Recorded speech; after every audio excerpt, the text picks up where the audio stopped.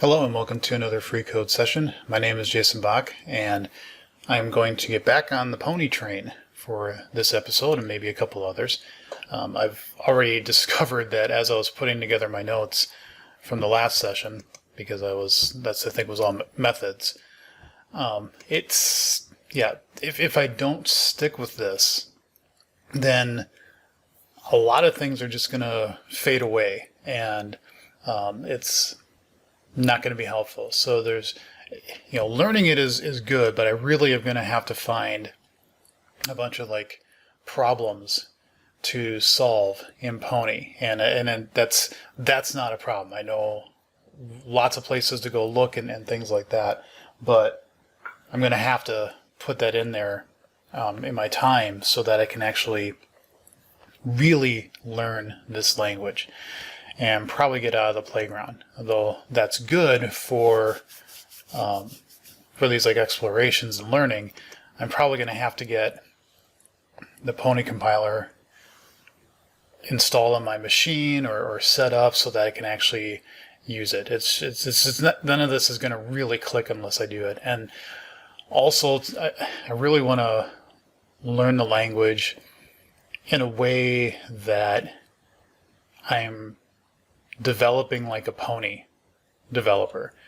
I don't want to develop Pony code like a C# developer because you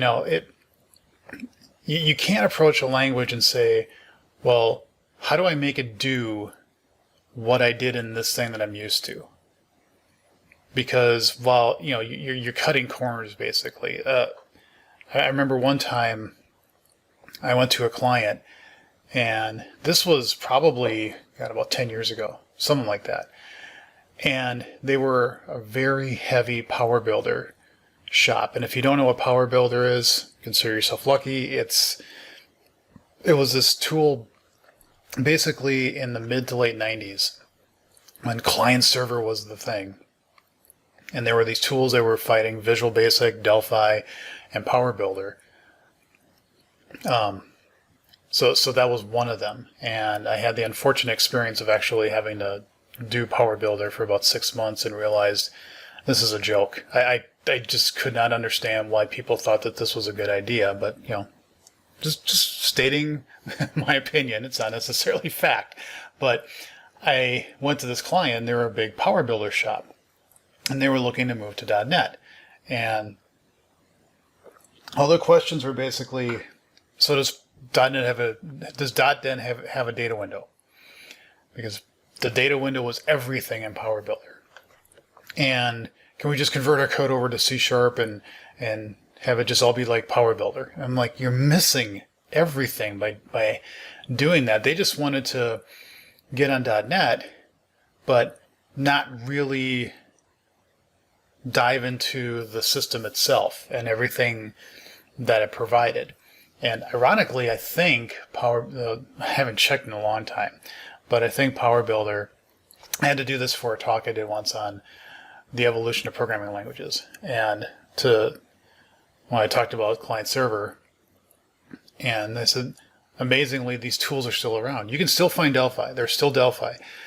VB is obviously still around. And Power Builder, amazingly, is still there. And I think they have a .NET target. And I think Delphi does as well now. I'm not sure. I haven't bothered to really care to look anymore.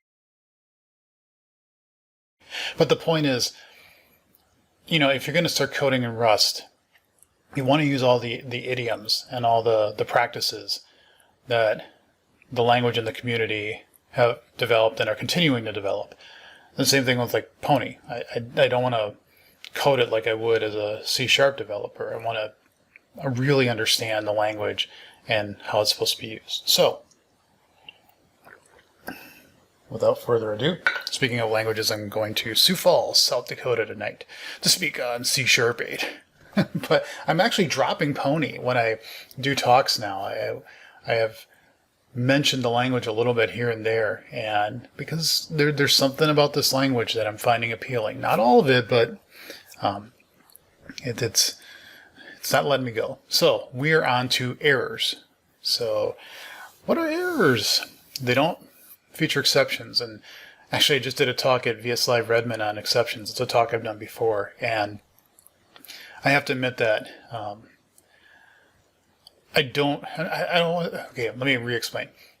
It's not that I don't like exceptions. It's just that I think they're way overused. My cat's meowing again. Shit. Okay, let me go see if I can get him in here again.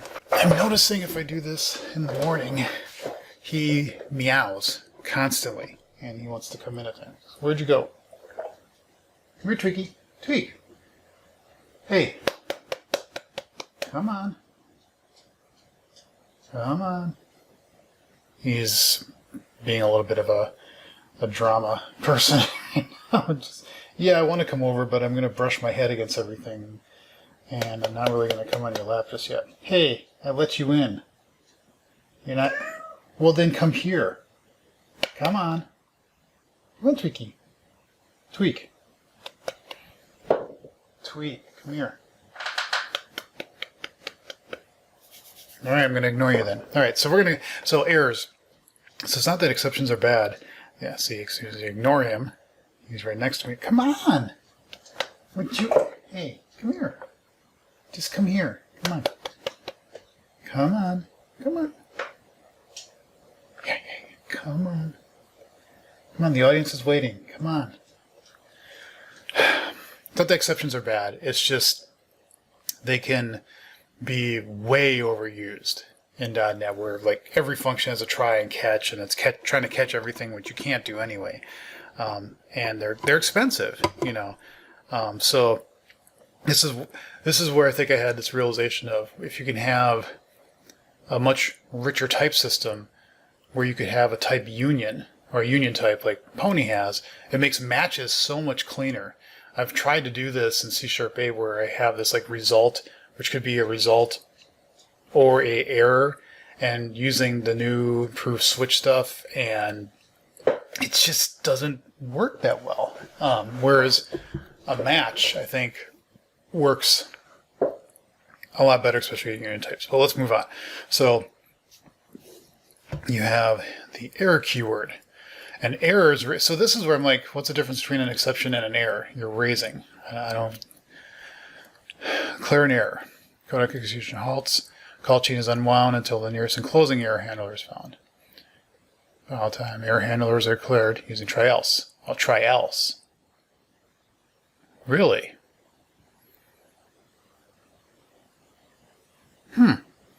Above code, call A will always be executed, so we'll call B. If the result to call B is true, then we will proceed to call C in our fashion, and call D will not then be executed. However, if call B turns false, then an error will be raised. Oh, so you just say error? Huh. Okay, I was overthinking it. I thought, like, returning a boolean something special. No, it's just an if expression, and everything's an expression in Pony. So you just say error. So I guess there's no such thing as a custom error? Maybe. We'll see. Nearest enclosing error handler will be found and executed. In this example, that is our else block. So that's kind of like your catch block. In either case, execution will carry on with whatever code comes after the try end. If you don't provide an error handler, the try block will handle any errors regardless. If you don't provide an error handler, then no error handling action will be taken. So we can... that's interesting. This is where things like, again, my C# bias comes into play. What about stack overflows? What about out of memory? What about, if you have access violations and weird stuff like that? So, you don't provide an error handler. If you want to do something that might raise an error, but you don't care if it does, you can just put it in a try block without an else. This is like try catch with even a little bit more steroids, and I don't know if that's good. So let's go on.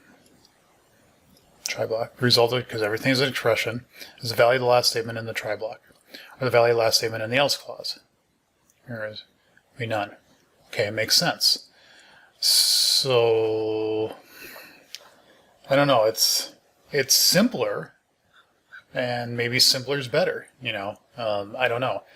The fact that you don't seem to be able to find out where or why the error occurred is a little disconcerting. So like if you just had A, B, and C, and you didn't have this stuff in here, and B raised an error, how would you be able to log this? How would you be able to report this? So I'm not sure how to take this. All right. So that's errors. Partial functions. Pony does not require that all errors are handled immediately, as in our previous examples. Functions can raise errors, and whatever it calls them. These are called partial functions. Math term. Define a result for all possible inputs. Oh. Huh. Such in Pony with a question mark. So this is kind of like checked exceptions, not really, but that's what's reminding me when I saw that in Java, is that if you start having a method throw exception, you have to put not what checked, or you have to specify that it throws all the exceptions. And I think Java got rid of that eventually. I'm not sure, but because it became such a pain in the, some things you do in code, they naturally turtles all the way up, async and await. But it's just one keyword. Like with checked, it became like this monstrosity on your method signature. And it was just like, ugly. Okay, so if you have a partial, both in function signature and at the call site. Oh, okay, that's going to be a C# mind bender for me, because I'm starting to see a question mark as NRTs, nullable reference types, or just nullable types in general. So, okay, yeah, you would just, though, see, I see something like this, and I get it's an example, but then I would say make this unsigned, and then you don't have to worry about it being less than 0. It can only be 0 or greater, so then you wouldn't have a partial function. You could just, make it a full function. Is that the difference from a partial function? It's like, what's the opposite of a partial function? A full function? I don't know. Error generated. Must appear within a try block. Error cannot escape it. Okay. Yeah, if you're saying you could possibly throw, then yeah. So now it's required. I kind of like that. Okay. And constructors and bees behavior. So you have news, funcs, funds, no, not funcs, funds, and bees. So you can have a constructor raise an error. Yep. I didn't know that. I thought, I didn't know that actor constructors are asynchronous as well. That's a little bit of a mind bender, but okay. Yeah, well, that makes sense too, because how would you be able to call back? But okay. And I'm assuming the compiler handles all of this.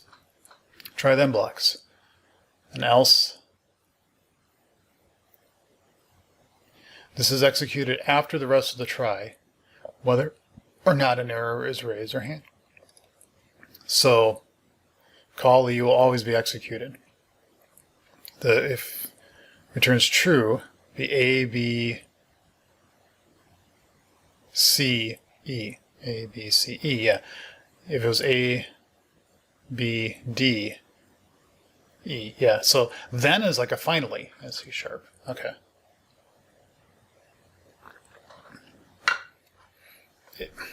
Semantics, but it's syntax, but okay, just it's the way it is. So do I have to have an else error handler to have a then block? No, you can have a try then. Okay, try finally. Okay. Well, my then block really always be executed. Even when I return inside the try. Yes. Always be executed when the try block is complete. Machine is powered off. Process is killed. And then maybe. And this is funny. Again, I've heard people read about the using statement in C# and the finally block, and the finally is always executed. And some people take that to a ridiculous extreme. Like, well, no, it's always executed. That's what the spec says. And it's like, well, no, it's this. I mean, if your process abruptly crashes, if the machine just literally dies at that moment, there's no magic to make sure the finally is going to run. It's going to run within any reasonable guarantees of the process actually running like normally, or the rest of the process finishing. You know what I mean? It's not like it's this magical guarantee. So if that was true, then why wouldn't you have a dummy call in your try block and then have a finally in every method that ran all of your code, because it would just magically run? That's ridiculous. So I should use that if I ever get asked that on a interview. I've seen people talk about interviews these days, and I am so glad that I'm not in a position where I have to go and interview somewhere. And not to say that won't ever happen in my life. That's a whole different story, given my ever-increasing age and things like that, what it would be like to interview these days. But yeah, I'm glad that it's not something that I've had to do. So I should use this. Should use this for interview process. With blocks, disposal of an object when it's no longer needed. So this is like a using with object. Okay, so you don't need to, what would it be, a trait or an interface? You could be a trait, you could be like a disposable trait, right? Or an interface, because you could just have that. I'm guessing that's what this is I don't know. Okay. Value of the expression is a value of the last expression in the block, in the else block. And I guess I'm starting to see where this makes sense, because if you throw, you have to be a partial function. And if you are calling a partial function, the compiler is going to yell at you if you don't put it in a try block. Or I'm wondering if you just mark your method then as a partial and just say, I don't handle this, and that just keeps going up. Pony errors behave, this is basically error. It doesn't sound like there's custom errors. So key difference is pony errors do not have a type or instance associated with them. This makes them the same as C# exceptions. Would be if a fixed literal is always thrown, throw 3. And you can do this in .NET. Just as you know, just in case you didn't know, you can actually throw non-exception types. You just have to do them in IL, or in a language like C++ that's targeting .NET. You can do this. And then you get like a runtime wrapped exception, or wrapped runtime exception, or wrapped managed exception. I can't remember what it is, but that's what it would turn to you in C#. So you still get the exception, and then it just wraps that somehow. So I forget the exact name of the type. So, but it's not something that anybody's ever going to run into.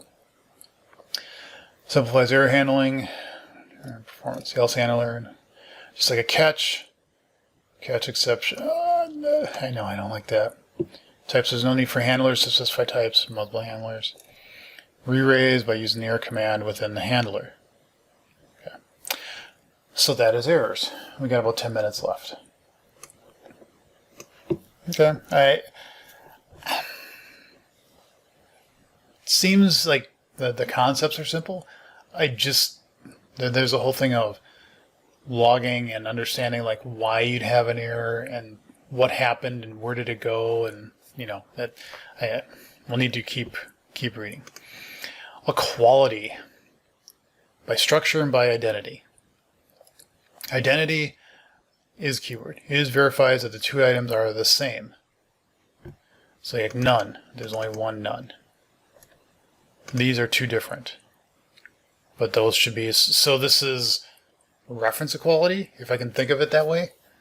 Like instance equality. Is that identity equality? I think so. Structural equality. So is basically, okay, so you have to say, is it literally C? And because A is equal to C, then yes, they have to be the same.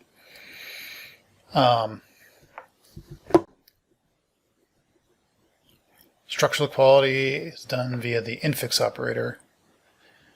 Is there triple equals? Because we really need to know something's equal. JavaScript. It verifies that two items are the same value. You can define how structural equality is checked. Equal. That. Okay, so this is a little confusing. So we have a class, we have a private field, there's a string, sign it, that box, foo. I don't get that syntax. It returns a bool.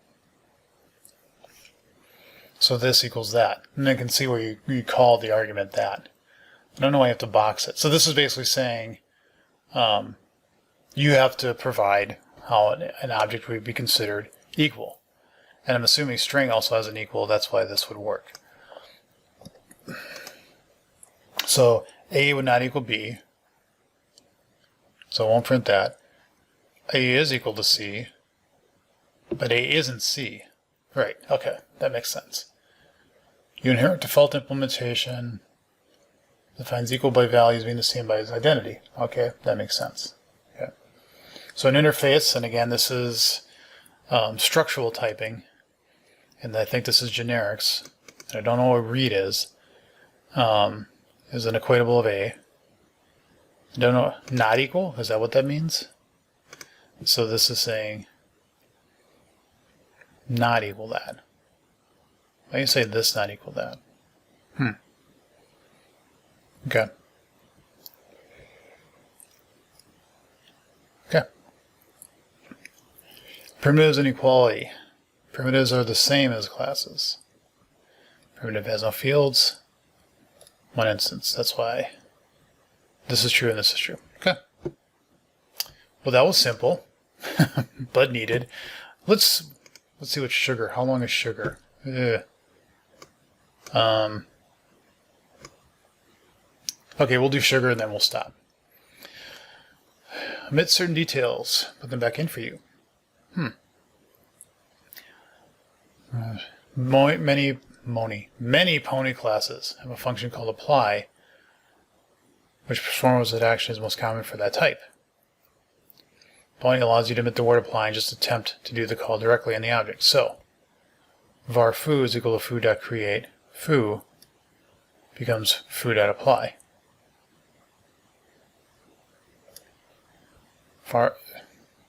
That looks weird. Why would you see? To me, that's not clear. I wouldn't like. I would want to know I'm actually calling apply. Any required arguments can be added just like normal method calls. Where a crash is. Yes, the apply will be added for you. Most common for that type. Okay, whatever. The apply will be added for you. So if you don't provide the name, it's going to do .apply for you. I would just call .apply. I don't really like this. How do I call a function foo if apply is added? Apply sugar is only added when calling an object. Now when calling a method. Probably can tell the difference when I apply. Yeah, okay, that makes sense. To create an object, yeah. This one also. So I'm starting to get what this sugar is. It's just, okay, fine. So I call create for you. So there's that. And I think I've seen that in previous examples. Normally types are not valid things that appear in expressions, so you manage constructors. Arguments are needed for create. These can be provided. Yep. Like that. Okay. That makes sense. So, okay. It's good to know this, because if I'm trying to read pony code and I see you calling foo on an object instance, and it's like, what is this calling? Well, it's actually calling the apply method. What if I want to use a constructor? There's a name create. Yep, you have to call it yourself. Makes sense. If the create I want to call takes no arguments, then can I still put in the parentheses? No. So just type. combine create apply. If a type has a create constructor that takes all arguments, then the create and apply sugar can be used together. Let's call the type and call. And yeah, because foo on the type, you have to create it and then you apply it. Bar, you have to create and apply, assuming there's values being there. What if the create has default arguments? The create constructor has no arguments. If there are default arguments, then the sugar cannot be applied. Update sugar. Allows any class to use an assignment to accept data. Many languages allow for this, assigning into collections, for example, simple C array. In any assignment where the left-hand side is a function call, Pony will translate this to a call to update.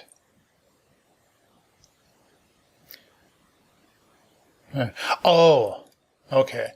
So if you have a function called update, value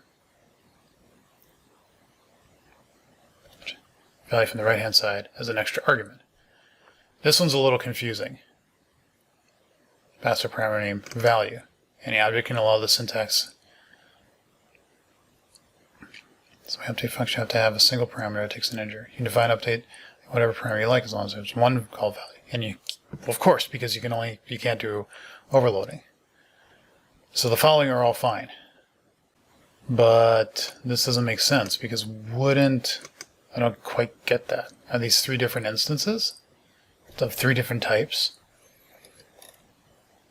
Because you can't have overloading. Okay, so sugar, yeah, I'm not sure if it is part of the language, so you have to know it, but I'm not quite sure. In general, I like things to be expressive and you express your intent and be clear about it.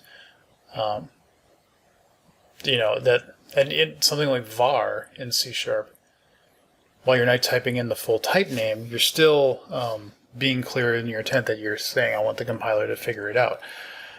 This feels a little bit too magical to me at first glance, but it is what it is. So I'm going to stop here because this is about as far as I can go. I've got to start doing the day job and move on from here. But I'm going to, let's see. So we're almost done with expressions.